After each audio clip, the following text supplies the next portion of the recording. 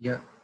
And Jasmine, even with you, when I've been following your work, I've seen how you have sort of looked at challenges that we face with pollution and environmental issues, and how you react to that. So, besides the things that we know about, which is the polymer that you also invented, with which you're making sculptures, what was the last action you took in your life to align with your intentions for positive ecology? It's twofold, as you say. One is, I didn't invent the material, by the way. I'm just pioneering how to use a material that's intended for something else in sculpture. So it's twofold. One is, and it's not, this is the thing I realize in terms of ecology. If I hadn't made this public sculpture, one of the things I've learned from doing this is that when we create a piece of art, it's kind of fundamentally linked to the space that it goes in. I didn't really appreciate this until I had made this particular sculpture for the museum, because it's in a bee garden. So it's clearing the air for the bees, who apparently find it difficult to find their pollinating flowers when there's a lot of pollution. And it's a perfect symbiosis. We've had insect counters, and we've seen there's been a lot more insects.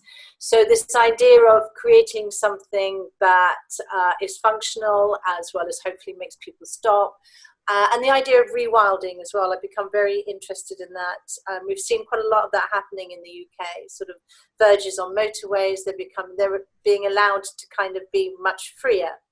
I also worked on a project with cleaning fluids, would you believe? Something that I never thought I would work with. This is method. They're also known as ecover in the States. And I remember when somebody said, "Do you want to do this?" I went, "No, I don't want to do cleaning fluids." Again, closing my own perspective in, and I had to open it out.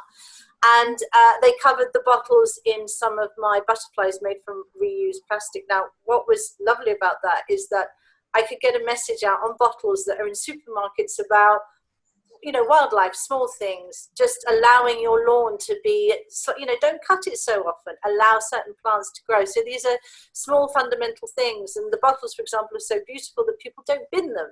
So this idea of reusing and reloving and using things to plant. So it's twofold. So it's from the making. But the other thing that I have, and again, this is why I'm so incredibly hopeful. I've seen it happening over the last 6 months. I teach a lot of designers and engineers, and I teach them about the divergent thinking. They're used to the converging. I teach them about the diverging. But what's particularly happened is I've seen people becoming much more creative, much more playful, going right back to basics and making things. And sometimes, they might be doing cyanotypes. They might be using plants to actually create things.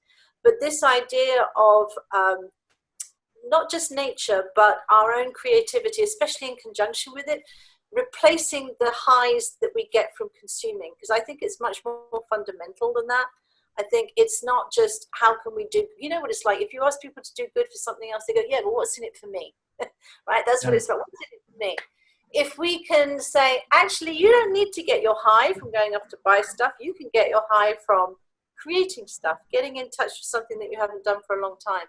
That to me is like that's the divergent way of getting people to become much more environmentally aware. We're not hitting them with a stick, we're giving them the carrot. I think that's answered the question. Right.